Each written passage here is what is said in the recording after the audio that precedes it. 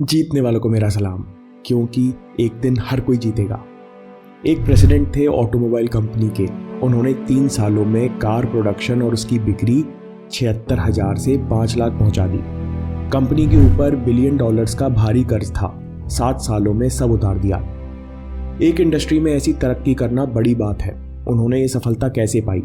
वो हर दिन बैठकर सोचते, योजना बनाते और एग्जीक्यूट करते कि कंपनी के सारे डिपार्टमेंट एक होकर एक लक्ष्य के लिए काम करेंगे। कंपनी की सोच और करने में इतना सामंजस्य हो कि ये कंपनी दूर से देखने पर एक ताकतवर हाथी लगे जो एक डायरेक्शन में बढ़ता जा रहा है। इसलिए वो हर दिन अपने गोल को देखते, अपने साथियों से चर्चा करते और उस पर काम करते। वो कंपनी थी क्राइसलर और सीईओ थे डी आयोकोका। वो जाने अनजाने में लॉ ऑफ थिंकिंग का अभ्यास कर रहे थे। एग्जाम देने वाला हर स्टूडेंट दिल से चाहता है कि वो हर हफ्ते रिवीजन करे, कि वो हर दिन अपना बेस्ट एफर्ट दे, टेस्ट में कम से कम गलतियां करे। लेकिन कोशिश करते हुए भी हम कंसिस्टेंट नहीं रह पाते और रिजल्ट नहीं आते। अभी दूर से सफलता एक जटिल पजल, एक पहेली लगती है। अभी सफलता एक ऊंचे पहाड़ की चोटी लगती है जहां तक जाने का रास्ता समझ नहीं आता। और ये केवल एग्जाम दे रहे स्टूडेंट्स की कहानी नहीं है। ये उन सब एथलीट्स के साथ होता है जो प्रोफेशनल स्पोर्ट्स में नाम बनाना चाहते हैं। उन प्रोफेशनल्स के साथ होता है जो अपने फील्ड की बेस्ट कंपनीज में काम करना चाहते हैं। उन बिजनेसमैन और एंटरप्रेन्योर्स के साथ होता है जो मार्केट में पैर जमाने की पूरी कोशिश करते हैं। ये हम सब की कहानी है। जब तक हम सफलता अपने अंदर घटते हुए नहीं देख लेते, तब तक हमें सफलता एक जटिल समस्या, एक गुत्थी लगती रहेगी। इसलिए हम इसका जवाब बार बार खोजते हैं। लेकिन क्या सफलता पाना सच में इतना जटिल रहस्य है? क्या ये इतना बड़ा सीक्रेट है? क्या ये केवल किस्मत का खेल है? क्योंकि मेहनत तो बहुत करते हैं।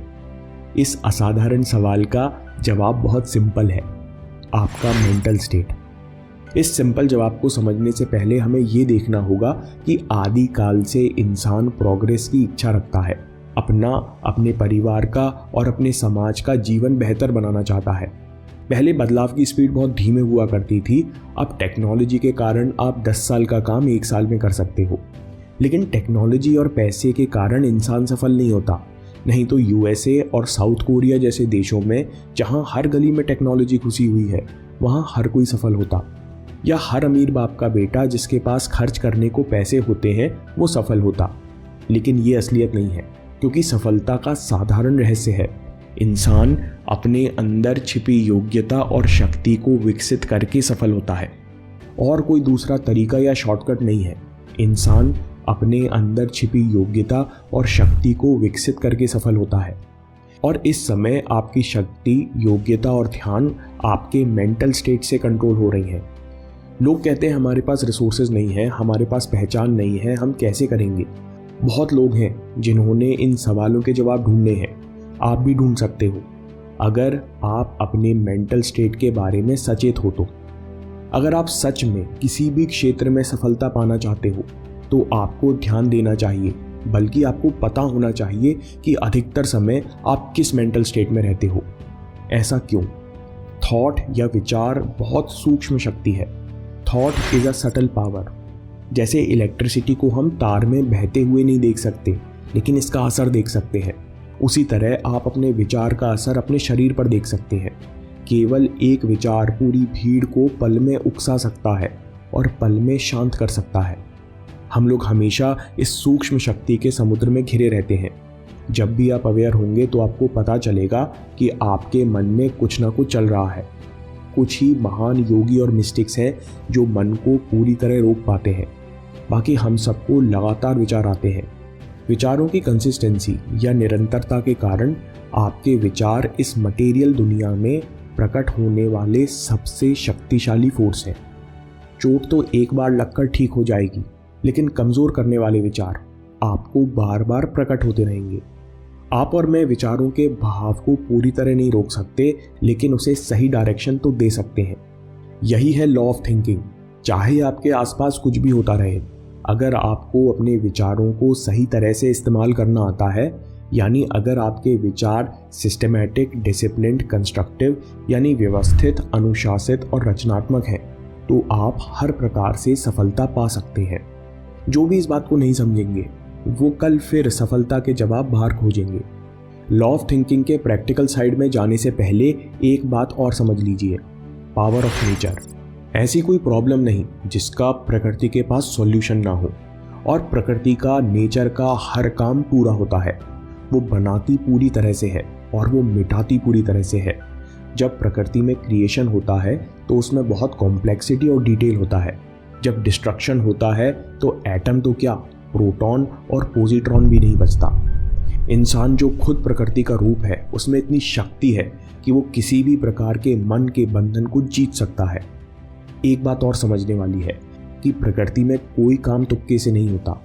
जिस स्पीड से पत्थर उछाला जाता है उसी स्पीड से नीचे आता है। प्रकृति स्वयं लॉ ऑफ ऑर्डर और डिसिप्लिन पर चलती है। प्रकृति के नियम इतने सटीक हैं कि इनके कैलकुलेशन की मदद से आप मिली सेकेंड की एक्यूरेसी के साथ दूसरे प्लैनेट पर सैटेलाइट लैंड करा सकते हैं। अगर आप लॉ ऑफ थिंकिंग जान लें और अपने विचारों को सिस्टमैटिक, डिसिप्लिन्ड और कंस्ट्रक्टिव रूप दे दें तो आपके लिए सफलता बिल्कुल मिस्ट्री नहीं रह जाएगी। तो सवाल है कि लॉ ऑफ थिंकिंग को प्रैक्टिकली जीवन में कैसे उतारें। सिस्टमैटिक थिंकिंग में सबसे पहले आता है लॉ ऑफ गुड। आपके आसपास जो भी है आपको उसकी अच्छाई पर ध्यान देना है। आपके आसपास जो भी लोग हैं, आप खुद हैं, आपको इन सब में अच्छी क्वालिटीज़ पर ध्यान देना है। इनके बारे में बार बार सोचना है। जब आप अपने चारों तरफ अच्छी चीज़ों को और उनके गुणों को अप्रिशिएट करने लगते हैं तो आपकी मेंटल एनर्जी में कई तरह से विकास होता है। आपके अंदर धैर्य, स्थिरता और क्रिएटिव पावर्स का उत्थान होता है, क्योंकि आपकी मेंटल एनर्जी एक उपजाऊ मिट्टी है। आप जिन भी चीज़ों पर ध्यान देते हैं वो बढ़ती जाती हैं। आपको लगातार खुद को आशावान और ऊर्जा देने वाले विचारों के साथ जोड़ना है, क्योंकि एक ही एनर्जी है जो सक्सेस और फेलियर पैदा करती है। ये बात हर बड़ा साइंटिस्ट, खिलाड़ी, लेखक और लीडर बोल चुका है कि जिस भी विचार को हम सच मानने लगते हैं हम उसको ताकत देते हैं। वो विचार हमारी अवेयरनेस और इमेजिनेशन यानी कल्पना शक्ति से ताकतवर होकर सच बनता जा रहा है। अपने दिमाग में अच्छे, ताकत देने वाले विचार बनाए रखने का सबसे सरल और प्रैक्टिकल तरीका है कि अभी आपके आसपास जो भी घट रहा है, आपको हर समय जो भी दिखता है उसमें कुछ ना कुछ अच्छाई देखना शुरू कर दो। डिसिप्लिन थिंकिंग में दूसरी बात समझने की है कि हर शक्ति इफेक्ट पैदा करती है, हमारे छोटे छोटे विचार भी। जब हमारे विचार दिशाहीन होते हैं, इधर उधर भटकते हैं, तो इफेक्ट यानी कन्फ्यूजन पैदा करते हैं। जितना ज़्यादा आप अनडिसिप्लिन होंगे उतना ज़्यादा आप अपनी शक्ति वेस्ट करते रहेंगे और दिन के अंत में कुछ न करने के बाद भी आप थका महसूस करेंगे। जब हमारे विचार सिस्टमैटिक और सकारात्मक होते हैं तब वे आसानी से कंट्रोल किए जा सकते हैं, क्योंकि वो एक साथ मिलकर काम करते हैं। इन्हें एक दिशा में रखना और सुधार लाना आसान होता है। इसलिए सिस्टमैटिक और डिसिप्लिन थिंकिंग साथ साथ में चलती हैं। एक अच्छा माउंटेन क्लाइंबर अपने विचारों को एक जगह नहीं तो एक डायरेक्शन में रखता है। जब तक वो चोटी पर ना पहुंच जाए तब तक वो गर्म कंबल की गर्माहट के बारे में नहीं सोचता। डिसिप्लिन्ड और सिस्टमैटिक सोच की अगली निशानी है डेली एफर्ट्स। डिसिप्लिन्ड और सिस्टमैटिक सोच की अगली निशानी है कि आप हर दिन अपने लक्ष्य की तरफ एक्शन लेते हो और हर दिन के प्रयास शुरू होते हैं डिटेल्ड प्लानिंग से।